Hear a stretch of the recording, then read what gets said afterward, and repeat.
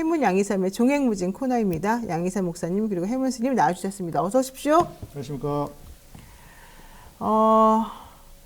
요즘 봄입니다. 경칩도 지났고 마음이 조금 싱숭생숭해져요. 저는 봄이 되면.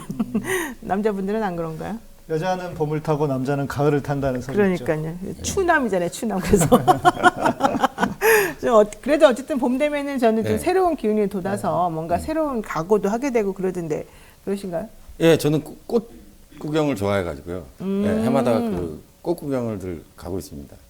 갔다 다니실 건가요? 저도 주로 이제 그 지난 한 10몇 년 동안 그 일본 놈들이랑 싸우러들 도쿄에 가기 때문에 도쿄에 사쿠라 구경을 늘 해가지고 그게 싸우다 싸우러 보니까 가는 거예요? 꽃을 좋아하게 됐어요. 본의 아니게 보시는 이상한데? 거예요? 싸우러 가는 게 아닌 것 같은데. 저는 그 약간 이제 감성적인 사람은 아니어서 그런지 몰랐는데 최근 몇 년 전부터 꽃이 좋아요. 그러니까 나이가 한 50대에 좀 더 넘어가니까 이게 좀 바뀌는 것 같아요. 네. 그게 늙어서 그런 거 아닙니까? 그러니까 말입니다. 우리가 나이가 되니까 꽃을 좋아하면 나이 든 거다 이런 얘기 있어서 그러니까요. 사실 꽃 좋아한다는 말을 못 하겠더라고요. 저도 깜짝 놀랐어요. 내가 그렇게 바뀔 줄은 몰랐습니다. 저는 정기적으로 어떤 분이 꽃바구니를 보내주시는데 이렇게 막 예쁜 좀 비쌀 것 같아요. 얼마인지 모르겠지만 어쩔 때는 장미꽃다 봐요. 어쩔 때는 막 이것저것 섞어준 뭐 이제 받을 때마다 너무 기쁜 거예요. 네. 옛날에는 그 귀한 걸 모르다가 어쨌든 봄이 되니까 참 좋다 이런 말씀을 제가 드려봅니다. 오늘이 7일이긴 한데 어쨌든 3.1절 이후에 첫 시간이기 때문에 3.1절 얘기를 한번 하고 넘어가도록 하겠습니다. 대통령이 3.1절 기념사에서 한일 양국은 새로운 세상을 열어가는 파트너가 됐다. 이렇게 그냥 자평을 하셨고, 대통령이 사실 저는 광복절 축사도 그렇고, 3.1절 기념사도 그렇고, 사실 들을 때마다 좀 불편한 게 되게 많습니다. 내용을 들어보면. 왜냐면 가해자인 일본은 가만히 있는데 우리 혼자 괜히 북치고 장구치고 우리 혼자 막 용서하고 우리 혼자 막 앞으로 미래로 나아가자 그러고 좀 이해가 안 가거든요. 솔직히 말해가지고. 어떻게 들으셨습니까? 기독교적인 입장에서 용서라고 하는 것이 신앙의 가장 큰 미덕 중에 하나인데 말씀하신 것처럼 가해자가 사과하지 않는 용서는 있을 수 없는 것이거든요. 네. 근데 이제 신앙인들조차도 잘못된 용서를 그것이 마치 신앙의 미덕인 것처럼 그것을 비판했던 게 그 영화에서도 나왔었지 않습니까? 갑자기 생각이 안 나네. 그 전도에 나왔다고 말씀하시는 거죠? 밀양. 영화 밀양에서도 그 영화가 그것을 말하는데 저는 이런 생각이 듭니다. 그냥 그 한마디로 우리 풍자 가수 백자님의 노래가 있어요. 백자님, 친일파가 아니라 일본 놈일세. 저는 딱 그렇게밖에 생각이 안 납니다. 지원은 없다는 거 여러분. 네, 지원은 없습니다. 네. 근데 뭐 대통령의 연설 3.1절 기념사 자체는 뭐 기당하신 말씀이죠. 한일 관계가 미래지향적으로 펼쳐져야 된다고 뭐 누가 반대하겠습니까만은 중요한 것이 이제 핵심에 빠져 있어서 그런데 지금 말씀하신 것처럼 과거사 문제에 대한 일본의 직시하는 자세가 없는 상태에서 그 짝사랑 연애하는 것처럼 혼자 그 한일 관계 미래를 새 시대를 열어가자라는 것은 좀 이제 내용이 좀 부실하다고 할 수 있고 기본적으로 그런 말씀을 대통령께서 하시는 말씀의 기저 속에는 북한 문제를 둘러싸고 한미일 삼각동맹을 통해 가지고 우경화되는 경향을 보여주고 있기 때문에 좀 이런 부분은 좀 대통령 기념사로는 적절치 않다. 왜냐하면 3.1절하고 광복절이라는 날은 굉장히 기념일이고 그날만큼은 이제 일본과 관련된 말을 목소리를 내야 되는데 뭐 그런 날조차도 뭐 지당하신 말씀으로 끝내고 나면은 언제 과거사에 대해서 국민과 함께 직시할 날이 있겠습니까? 그런 면에서 좀 너무 지나친 지당하신 말씀으로 끝났다는 건 좀 유감스러운 발언이라고 할 수 있겠습니다. 알겠습니다. 어쨌든 대통령이 내년에는 한일 관계가 업그레이드 될 것이다 뭐 이런 얘기도 했어요. 근데 내년이 일사늑약. 그렇죠. 120주년 한일 국교 정상화 60주년 되는 해거든요. 이랑 방안이 뭐 추진될 거다 이런 얘기도 하고. 그런데 일본의 지금 현재까지의 태도나 이런 거 보면은 사실은 절대 저는 뭐가 달라질 것 같지가 않아요. 왜냐하면 지난번에 그 일본 기업 중에 한 기업이 우리 그 재판하는 과정 중에서 우리가 그들에게 그 노동자들이 못 받았던 돈을 돌려달라고 그때 했더니 그 다른 데는 그러니까 초창기여서 그랬을 거예요. 그 회사는 자기네 기업에 이제 강제 집행할 것을 두려워해서 변제 공탁을 먼저 해놓은 기업이 있었지 않습니까? 네. 그 6천만 원인가 이제 우리 그 근로자가 이기고 나니까 공탁해 놓은 거를 찾아갔단 말이에요. 그러니까 그 일본에서 그 기업한테 막 뭐라고 화를 냈었어요. 얼마 전에. 네네. 기억나시죠? 예, 신일본 제철인가 그랬던 것 같은데. 아니 예. 신일본 제철은 아니었고 이제 예. 우리가 잘 이름 특별히 이제 기억 못하는 회사였는데 어쨌든 중요한 건 그런 회사 그런 일본의 태도를 비춰봤을 때 저는 이게 우리 대통령이 생각하는 것만큼 그 일본의 태도가 그렇게 전향적으로 바뀐 것이 아니고 특히 지금 내년에 그렇게 장밋빛 미래를 꿈꿀 정도로 양국 관계가 막 업그레이드 된 것 같지도 않거든요. 그 아주 정확하신 말씀이세요. 네. 사실 일본의 현 시점에서 일본이 한국을 바라보는 입장 그런 게 다소 좀 놀라운 상황인데요. 지금 그 우리 정부는 미래지향적인 한일 관계, 뭐 새로운 한일 관계 뭐 이런 사랑의 러브레터를 보내고 있는데 네. 정작 그 일본은 기시다 총리가 그 작년 11월에 유엔 연설 이후에 2월 달에는 일본 국회에서 북일 정상회담을 물밑 접촉으로 시도하고 있고 상당히 진척이 있다고 한 보름쯤 전에 얘기했고 그랬죠. 북에서도 실제로 북일 정상회담에 대한 김여정 담화가 나왔고 그래서 지금 일본 언론에서 흘러나오는 것은 기시다가 6월 달에 일정을 비워놓고 있다. 평양에 가서 북일 정상회담에서 북일의 그 교섭을 본격적으로 시작할 예정이다라고 해서 한국을 빼고 일본이 북일 교섭을 이제 마무리를 지으려고 하는 게 아니라는 전망이 나오고 있는데 지금 막상 한반도 문제에 진짜 가장 큰 역할을 해야 되는데 한국은 북일 교섭에서 완전히 배제된 채 그러니까요. 지금 왕따 되고 있는데 그 일본에 대해서 사랑의 러브레터를 끊임없이 보내고 있는 것은 좀 외교적으로 좀 문제가 있지 않나 그렇게 생각하고 있습니다. 맞습니다. 그러니까 내년에 한일 신공동선언을 체결한다. 이거는 이거 아닙니까? 을사늑약 기념 뭐 이렇게 하는 거 아니에요? 그러니까요. 이거 국민들을 매기는 거 아닙니까?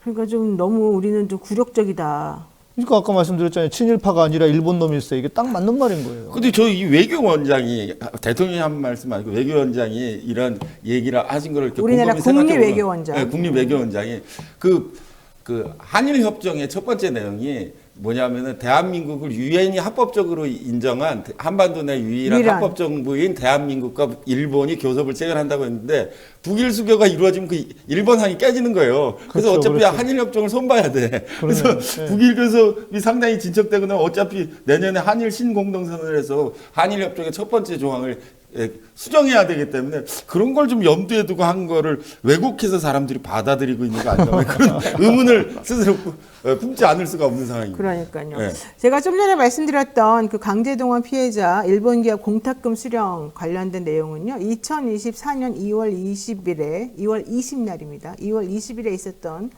내용인데요.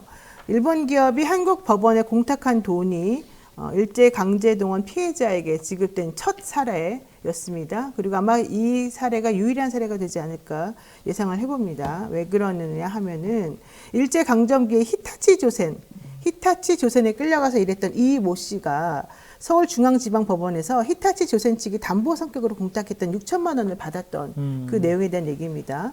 대법원은 지난해 12월 이 씨 등이 제기한 소송에서 히타치 조센은 5천만 원과 지연 손해금을 지급하라는 판결을 확정을 했고 원래 이 히타치 조센은 1심 패소한 뒤에 강제 집행을 멈춰달라면서 담보로 6천만 원을 법원에 공탁을 했었습니다. 이 소송 관련해가지고 원래 이 기업에서는 1심에서 계속해서 그 돈을 지급하지 않고 있으면은 소송을 계속하는 가운데 이자가 늘어날 것을 염려해서 네네. 그러면 이제 강제 집행이 먼저 이루어질 수 있거든요. 확정 판결 안 나도 그렇기 때문에 공탁을 보통 이제 하는데 이 기업은 그 일본에서 기업들한테 공탁하지 말아라고 압력을 넣기 전에 이제 먼저 했던 네, 거예요. 네. 그래서 히타치 조센이 공탁금을 되찾아가지 못하도록 서울중앙지방법원에서 압류 추심을 먼저 했었어요. 우리나라 이 씨가. 그리고 서울고법에서 담보 취소 결정을 받아냈고 결과론적으로는 이제 일본 기업이 자발적으로 법원에 냈던 돈을 취소해서 먼저 찾아가기 전에 우리나라 이 변호사가 이제 이거를 좀 절차를 잘 밟아가지고 빨리 움직여서 해줬어요. 근데 어쨌든 중요한 건 이 사람이 찾아가고 나니까 일본에서 화를 내면서 그 기업한테 왜 니네가 바보같이 공탁해가지고 지금 윤석열 대통령이 하는 이걸 보더라도 대한민국에서는 다른 나머지 사람들은 이거 못 찾아갈 텐데. 알아서 잘해줄 텐데. 알아서 해줄 텐데 너는 멍청하게 했냐 뭐 이런 얘기를 했다는 겁니다. 어쨌든 중요한 건 현재까지 강제동원 피해자들이 개별 일본 기업을 상대로 낸 손해배상 소송이 63건이었고 2018년 대법원에서 원고 승소가 처음 확정된 이후 12건에 대한 확정 판결이 내려졌습니다만 그럼에도 불구하고 우리나라 사람들이 계속 승소함에도 불구하고 돈을 찾아가는 예는 거의 돈을 공탁하거나 일본 기업이 자발적으로 돈을 주는 것은 거의 없는 상황에서 우리나라 대법원은 우리 국민들이 일본 기업의 국내 자산에 대해 강제 집행하는 것도 지금 막고 있는 상황이고 정부도 역시 그렇게 못하도록 지금 하는 상황이기 때문에 이 부분이 해결 안 됐는데 일사늑약까지 있는 이 상황에서 지금 대통령의 이런 상황은 조금 현실 인식이 좀 부족한 거 아니냐 이런 얘기 안 할 수가 없게 됐다 이런 얘기입니다. 자, 어쨌든 뭐 대통령의 기념사도 그랬지만 뭐 3.1운동이 하얼빈에서 시작했다 이런 포스터도 올라와서 또 문제가 됐던 것도 있었었고요. 기념식 배경 글귀가 자위대를 연상시켜서 또 문제가 됐던 것도 있었습니다. 화면에 잠깐 좀 띄워주시면은 뭐 그런 내용을 좀 우리가 좀 볼 수 있겠습니다. 3.1운동 저기 보시면은 중간에 그런 얘기가 나오죠. 1919년 3월 1일 만주 하얼빈에서 시작된 대한민국 임시정부의 독립선언가 이렇게 또 잘못된 내용을 소개를 했고요. 그리고 그 다음에 보면요, 제105주년 3.1절 기념식 자유를 향한 위대한 여정 대한민국 만세. 이게 자위대라고 왼쪽에 딱 읽혀버리죠. 이런 걸 보면은 참 디테일도 이상하다. 이번 정부는 참 일부러 그러는 건지. 일부러 그런 것 같은데요. 아니, 설마 일부러 그러진 않겠지만 어리버리한 사람들이 있는 거 아닐까요? 그 앞에 3.1운동 그 포스터 보고 제가 언론에서 지적하지 않는 것 중에 하나 네, 한번 얘기하고 싶은 게 있는데 사람들이 저기서 3월 1일 하얼빈 이야기만 하고 있는데 제가 하얼빈 이야기는 사실 안중근 의사의 이것과 헷갈린 것 같아요. 근데 뭐 그 좀 많이 헷갈린 사람들이 있어요. 챗GPT가 가끔씩 엉뚱한 소리를 할 때가 있거든요. 근데 저 사진, 사라졌다. 저 사진 잘 보면요. 저가 심각하게 생각하면 그게 아니라 저 뒤에 배경에 있는 글귀인데요. 저 뒤에 배경에 훈민정음을 써놨어요. 아니, 3.1운동에는 기미 독립선언문을 5등의 자야, 조선의 독립, 이걸 써야지 저기다 훈민정음 왜 넣습니까? 그러니까 저거는 사실 만주 하얼빈 뿐만 아니라 저거 자체를 3.1운동 일어나는 날 자체를 뭔지를 모르는 거죠. 무슨 날인지 모르는 사람의 어리버리에 향연이기 때문에 저런 실수들이 굉장히 잦은 것 같아요. 이번 정부에서. 근데 잘 모르는 것 같아요. 저는 그걸 받고 이런 것도 있는 것 같아요. 기본적으로 대통령이라는 사람이 친일본적인 사람이라는 걸 아니까 밑에 있는 그 사람들은 이런 걸 하면 대통령이 좋아하겠지라고 뭐 심기경호처럼 알아서 뭔가를 이렇게 만들어내는 게 아닌가. 뭐 3.1운동 관련한 거는 그렇겠지만 훈민정음 관련한 건 그렇겠지만 이 자위대 관련한 거는 저는 이거는 실수가 아니라고 봐요. 너무 명백하게 보이는 것이 지금 대통령이 서 있는 자리도 그렇지 않습니까? 이걸 만약에 가운데로 간 것도 아니고 한쪽에 아예 그 자위대 글씨를 가린 것도 아니고 바로 그 옆에 서 있음으로 인해서 자위대라는 글씨가 잘 보이게 한 거란 말이에요. 이걸 의도했다고 보지 않으면 그게 더 이상한 거 아닐까요? 저는 오히려 그렇게 봐요. 그래서 밑에 사람들이 대통령이 워낙 일본 좋아하고 하니까 이렇게까지 알아서 마치 기는 것처럼 그렇게 한 게 아닌가. 하얼빈에는 임시정부가 머문 사실조차 없습니다. 하얼빈은 안중근 의사가 이토 히로부미에게 정의의 심판을 내리는 곳입니다. 3.1운동의 시작은 1919년 3월 1일 서울 종로 태화관에서 민족 대표 33인이 기미 독립 선언서를 낭독하면서부터 시작이 되었습니다. 지금 이토 히로부미가 또 시끄럽잖아요. 아, 그러니까요. 이 서울정 의원. 그러니까 그것도 왜 그런가 제가 좀 추적을 해보면 대통령이 친일 그리고 뉴라이트 세력들이 뒤에서 다 움직이는 걸 알고 있으니까 네. 그 대통령한테 잘 보이고 싶어서 모르겠어요. 그 사람이 친일 후손인지는 친일파 후손인지는 모르겠지만 잘 보이고 싶은 마음에 그런 행동들이 저는 나오는 거라고 봐요. 네, 대통령이 그런 사람이기 때문에. 아, 진짜 너무 그렇습니다. 그 대한민국 임시정부는 3.1운동이 기폭제가 되어서 그해 4월에 중국 상하이에서 수립된 것이 명백한 역사적 사실입니다. 자, 뉴라이트의 그 잘못된 식민사관을 왜 우리가 그러니까 술만 좋아하는 대통령, 술만 먹는 대통령이 그냥 뉴라이트 세력이 대통령실을 장악하고 특히 역사관에 있어서는 그러니까 이게 지금 단순히 실수라고 보기에는 너무 그 사람들이 표현하는 것도 그렇고 뉴라이트의 세계관들 주장하는 것들이 그대로 많이 반영이 돼 있어서 그래서 제가 좀 일부러 그러는 게 아닌가 이런 말씀을 드린 거죠. 알겠습니다. 요 얘기도 하나 해보겠습니다. 3.1운동 선언서를 낭독했던 탑골공원 조선신궁 돌란간 형태 담장 요 얘기도 한번 해보겠습니다. 이게 무슨 얘기입니까? 예, 지난 2019년인데 2019년은 3.1운동 100주년이었어요. 그때를 맞아서 제가 그동안 작심하고 있었던 문제 제기를 하나 했는데요. 그 3.1운동이 있었던 그 탑골공원의 난간이 돌란간 형태로 되어 있는데 이 돌란간은 전형적인 저 지금 사진에서 보이는 건데 저거는 일본 신사나 조선신궁 같은 데에서 다 외벽을 두르는 아주 전형적인 형태인데 아니 그거를 어떻게 탑골공원 담장을 일본 신사 조선신궁에 있던 담장을 갖다가 놓을 수가 있습니까? 근데 저 문제가 그 탑골공원만의 문제가 아니라 노무현 정권 이전에 광화문이 저렇게 돼 있었어요. 경복궁 앞에 그 일본 신사나 조선신궁에 있던 돌란간을 두르고 있었는데 노무현 대통령 당시에 경복궁 및 광화문 정비를 하면서 이건 좀 문제가 있다 해서 철거했는데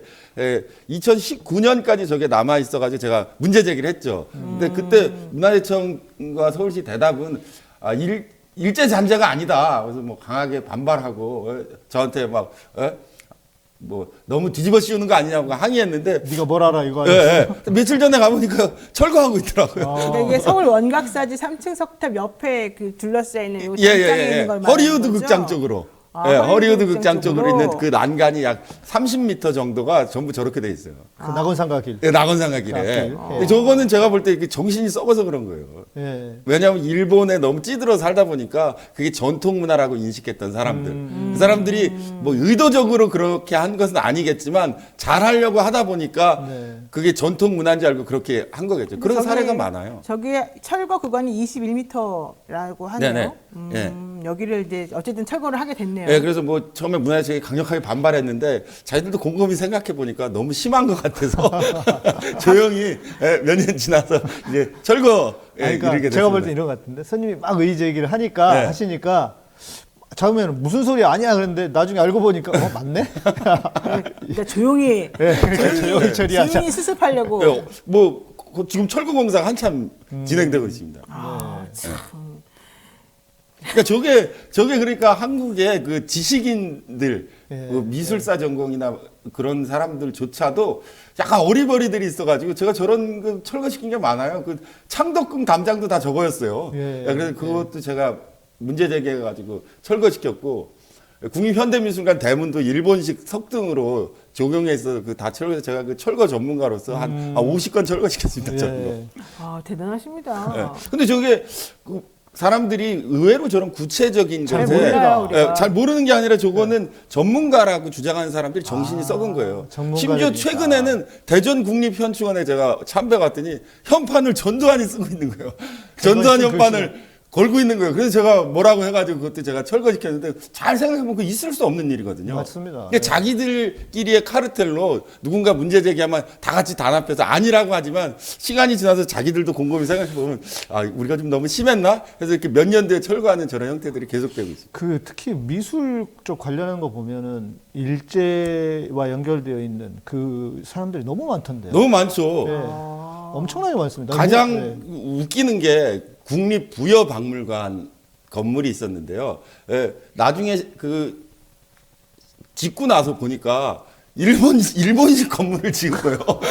그래서 사람들이 문제 제기하니까 아니라고 하다가 시간이 지나서는 너무 문제가 자기들이 봐도 너무 똑같으니까 그래서 국립부여박물관을 새로 짓고 그 건물은 이제 사용하지 않는 것으로 예, 할 정도로 우리 내부에 있어서 윤석열 대통령 자유대뿐만 아니라 3.1운동이 하얼빈에서 시작됐다는 지적뿐만 아니라 한국 사회를 이끌어가는 그 우리 앞 세대의 지식인들이나 그런 사람들의 머릿속에 저런 실수가 계속되고 있고 누가 따끔하게 꼬집지 않으면 앞으로도 계속 반복될 거기 때문에 좀 주의를 요한다고 그러니까 생각합니다. 이제 일반인들은 실은 잘 모를 수 있어요. 저도 옛날에 모회사 하나 봤는데 정말 우리가 모르는 일제 잔재들이 너무 많더라고요. 그렇죠. 그런데 그래도 말씀하신 것처럼 그런 뭐 나름의 그 영역에서 문화라든지 이런 영역에서 엘리트들은 어찌 됐건 그 사람들이 문화를 이끌어가야 되는 사람들이지 않습니까? 그러면 자기들이 이걸 찾아내고 발견해서 바꿔내야 되는데 보니까 오히려 그 자리에 있는 사람들이 친일 후손들이 너무 많아요. 그러니까 이거 바꿀 수가 없는 거지. 예. 이 친일 청산을 하지 못하는 우리의 비극이 아닌가 싶습니다. 그러면 이게 언제까지 계속 가요? 결국은 청산이 안 돼서 못하면은 이 상태가 계속 유지된다는 거 아니에요? 더 하겠죠. 아니 그러니까 이런 거예요. 제가 한 것 중에 하나가 제가 그 서울현충원에 갔더니 네. 가로수로 가이츠카 향나무를 심어놓고 있는 거예요. 3,000그루. 근데 가이츠카 향나무는 오사카 옆에 가이츠카라는 동네가 원산지여서 근데 아니 국립현충원에 그 독립운동가 묘역을 가이츠카 향나무를 가로수로 심으면 되겠습니까? 그래서 제가 그 국회 청원에 통과돼서 3,000그루 뽑고 수반해가지고 전국에 총 3만 그루 정도 제가 뽑았는데, 근데 거기에 대해서 대중들이라든지 사람들의 생각이 아이고 나무가 무슨 죄냐라고 얘기하는데 저도 그렇게 얘기합니다. 아니 한갓 나무도 뽑지 못하는데 무슨 일제 청산을 하냐. 그렇죠. 그래서 이 부분은 사람들이 좀 이렇게 무슨 자기 집에 가이츠카 향나무 심은 게 문제가 아니라 국가를 대표하는 정신의 지주가 되는 곳에 심어지는 일제 잔재는 청산하기 위해서 좀 노력을 해야 돼요. 아니 대표적으로 이순신 장군이 현충원에 박정희 대통령이 코야마키라는 일본 특산종 금속 기념식수로 해가지고 제가 6년인가 싸워가지고 뽑았어요 결국. 근데 그런 것들도 사실은 정부뿐만 아니라 대중의 저항도 심하거든요. 그러나 이제 상징이라는 걸 이해해 보면 이런 것을 없애기 위해서 다 같이 노력하고 그렇게 하지 않았기 때문에 계속 대통령 기념사에서 보듯이 3.1절이나 광복절에도 그날은 일본에 대해서 한마디 해야 되는 날 오히려 앞으로 친하게 지내는 모습으로 나타나는 그런 양상으로 드러났다고 그거는 생각합니다. 파묘에서처럼 그 쇠말뚝 박는 거 아닙니까? 진짜 일종의 정신에 박아놓은 그렇다는 거 쇠말뚝이죠. 그렇지 않습니까? 아이고. 그 윤석열 대통령이 되고 나서요 바뀐 게 하나 있습니다. 그 광화문에 가거나 하면 고궁 방문하면서 한복 빌려 입잖아요. 그런데 거기에 새로 등장한 게 있어요. 뭐요? 일본 순사복. 순사복을 빌려줘요? 네? 어머나. 그러면서 이게 서울시에서 뭔 짓이냐 그랬더니 무슨 뭐 옛날에 역사를 뭐 생각해보고 이렇게 얘기하면서 일본 순사복을 입고 지금 광화문 사거리를 활보하고 다니는 인간들이 나오는 거예요. 어머. 대한민국 사람들이. 나 전혀 몰랐는데. 그게 오래됐습니다 이게. 그 이슈가 나온 게 사람들이 잘 모르는데 네. 그래서 자연스럽게 일본 문화를 한국에 다시 돌아오게 하려고 하는 거 아니냐 이런 이슈들 이런 아니 문제들도 근데 있었거든요. 왜 그러는 거예요 도대체가? 그러니까요. 일본은 우리에게 근대의 모습을 근대의 탈을 쓰고 왔어요. 네. 그렇기 때문에 일본이 뉴라이트의 근대의 모습을 가지고 영향을 준 게 있기 때문에 아마 착각하게 된 거겠죠. 그러니까 그게 왜 그러냐? 이거 다 이제 일련의 연결선상에 있는 거죠. 뉴라이트 세력들이 대통령실을 장악을 하다 보니 그런 것들도 그래서 이제 좀 자연스럽게 일본의 문화를 한국에 다시 이렇게 친숙하게 하기 위한 어떤 그런 의도가 있는 거 아니냐는. 그래서 진짜 그때도 이거 보니까 저도 깜짝 기겁을 했는데 이런 일이 지금 벌어지고 있습니다. 무슨 황당무계한 이해가. 황당무계한 거 많아요. 대구 달성공원에 가면요 이토 히로부미 기념식수가 있어요. 에? 순종하고 같이 심었다는 게 있어요. 진짜 왜안 돼요? 왜? 그러니까 아니 나무가 무슨 죄냐는 거예요. 미친 거 아니야? 그러니까 순종을 강제로 끌고 대구에 가서 이토가 그 순정왕자하고 자기하고 한 그릇씩 심은 거예요. 심었는데. 지금까지 이등병 있어요. 예. 그래서 거기 제가 문제 제기했는데 달성공원에 가해집가 향나면 안 되는데 다른 건 다 됐는데 이또가 심은 거하고 순정이 심은 건 남아 있어요. 환장하겠네 진짜 환장하겠어. 세상에. 그럼 그거 뽑을 수 없다는 거예요. 그것도 역사이기 때문에. 이게 쇠말뚝이잖아요. 쇠말뚝 그게. 그렇지. 그런 게 쇠말뚝이죠. 예. 그게 이제 우리 정신 속에 계속 남아 있는 거예요. 이해가 안 됩니다. 이해가. 예. 많아요. 창경원 옛날에 동물원을 썼거든요. 이또가 조선군고를 동물원으로 쓴 거예요. 뭐 맞아요. 코끼리, 뭐 곰 이런 것들을 그런 엄청난 모독이거든요. 그러니까 일부러 그렇게 한 거 근데 아닙니까? 그 창경원을 없애고 창경원으로 복원할 때 국민들이 반대했어요. 시민의 놀이공원을 왜 없애냐고. 거기서 밤마다 사쿠라 요르 사쿠라라고 해가지고 밤마다 꽃피면 막 20만 명씩 가서 하고 그런 게 저는 진정으로 우리 머릿속에 박아놓은 진정한 쇠말뚝이라고 생각합니다. 그런 거 청산해야 돼요. 자, 화제를 바꿔서 총선 얘기 짧게 짚어보겠습니다. 이번 총선 경선 이슈들을 골라 오셨는데 민주당 그 자치단체장 출신이 대거 컷오프 됐다는 걸 두 분이 얘기를 해오셨습니다. 저는 전혀 몰랐다는 얘기인데 이게 기사화도 됐거든요. 이거 무슨 내용입니까? 우선 네. 예. 그 제가 보니까 그 이재명 대표 그 공천 문제 파동 있을 때도 약간 억울할 것 같아서 제가 몇 마디 해주고 싶은 부분이 있어요. 근데 이재명 그 대표가 약간 참 저 나름대로 답답한 게 아니 지금 컷오프 대거 시키는 사람이 다 삼선에서 이제 더 이상 시장이 안 되시는 분들이 얼마나 지명도도 있으시고 조직도 탄탄하고 지역 기반도 확실하겠습니까? 근데 이 사람들 다 이재명 대표 원칙적으로 공천 안 주는 거예요. 맞지 않다는 거죠. 지자체장 3선 이상. 3선 이상은 다. 예. 근데 그거는 굉장히 엄격한 본인의 정치 철학이 있는 것인데, 근데 이분들이 그래서 민주당 공천을 받지 못하기 때문에 삼성은 다 민주당으로 하고, 이제 다 탈당해서 국민의힘으로 가서 대구 공천 받았어요? 받고 계세요. 예, 거의 대부분. 근데 이걸 보면은 이재명 대표가 이 앞에 공천에 대해서 중요한 원칙을 적용하는 것이 있지만 사람들 지금은 잊어버리고 있지만 김은경 혁신안이라고 있어요. 네. 그 혁신안 끝에 약간 흐지부지 돼가지고 사람들 기억하지 못하고 있지만 그 김은경 혁신안에 이 지자체장들 3선하고 공천 3번 이상 그렇죠. 줄 수 같은 지역구에서 없다고 3선 이상. 네, 3선 이상하고에 대한 그 불가하다는 내용이 있는데 그 원칙을 본인은 개인 사감이 아니고 그 원칙을 지켜서 이게 3선 이상의 지자체장을 주지 않는 건데 이걸 가지고 공천 파동이라고 이야기하는 것은 좀 이재명 대표 입장에서는 좀 억울하고 이건 제가 좀 이렇게 변명해주고 싶은 그러니까 지금 사람이 답답해 이재명 대표 이런 분들 공천 주면 쉽게 지역구 차지할 텐데 무슨 자신의 소신이 중요하다고 이런 좋은 기회를 마다하고 자기의 철학을 가지고 혁신하려고 하는가.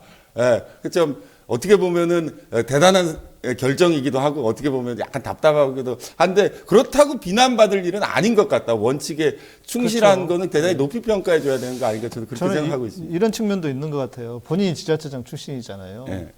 제가 이제 최근에 들은 이야기가 지자체장을 하면은 팔자를 고친답니다. 에? 그러니까 방식이 뭐냐면 그 지자체 안에서 일어나는 공사들, 큰 공사들을 뭐 어떻게든 자기가 아는 쪽으로 해서 돌려서 공사를 하게 한다는 거죠. 그렇게 해서 지자체장들이 소위 말하는 보이지 않는 비리라고 할 수 있는데 지자체장을 하셨다 보니까 누구보다 잘하지 않겠습니까? 그래서 그런 이렇게 하는 사람들은 안 된다 이러면서 본인의 어떤 그 원칙대로 아시다시피 그렇게 탈탈 털었는데도 아무것도 안 나오는 정치인이 지금 대한민국 역사에 몇이나 있습니까? 이재명 대표 같은 경우에 정말 심하다 싶을 정도로 안 나오는 분 아닙니까? 네. 근데 그런 차원에서 아마 그걸 알고 그렇게 좀 조치를 한 게 아닌가 하는 생각도 들고요. 그렇군요. 참 김건희 여사님하고 친나신 것 같이 보이던 우리 스님께서 아니 제가 약간 억울한 사람. 맨날 욕얻어 먹으시고. 근데 이재명 대표 저거 볼 때 억울할 것 같아요. 네. 진짜. 예. 알겠습니다. 자, 반면에 국민의힘에서는 용산 출신 참모진이 또 대거 공천이 됐습니다. 그런데 친윤이 아닌 분들은 또 대거 또 좀 힘들어 하신다는 것 같아요. 예상했던 거 아닙니까? 그 다선 의원들은 민주당의 다선 의원들은 지금 거의 다 잘려나가고 있는 건데 사실은 이게 되게 조직적 저항이 강하기 때문에 그렇죠. 그래서 맞아요. 사실은 잘라내기가 어렵거든요. 예, 그분들은. 그런데 그것 때문에 막 욕 얻어먹고 사실은 그러는 거거든요. 좀 설명을 좀 해주시죠. 뭐 이제 특검만 지나가라 아니었습니까? 그래서 특검만 지나갔더니 바로 이렇게 나오는 것이고 또 뭐 말씀하신 것처럼 우리나라에서 국회의원이 된다고 하는 건 엄청난 기득권이죠. 정말 너무 큰 아닌가 싶어요. 그러니까 5천만 국민 중에 300명밖에 없는 직업 아닙니까? 근데 이제 이런 생각은 들어요, 저는.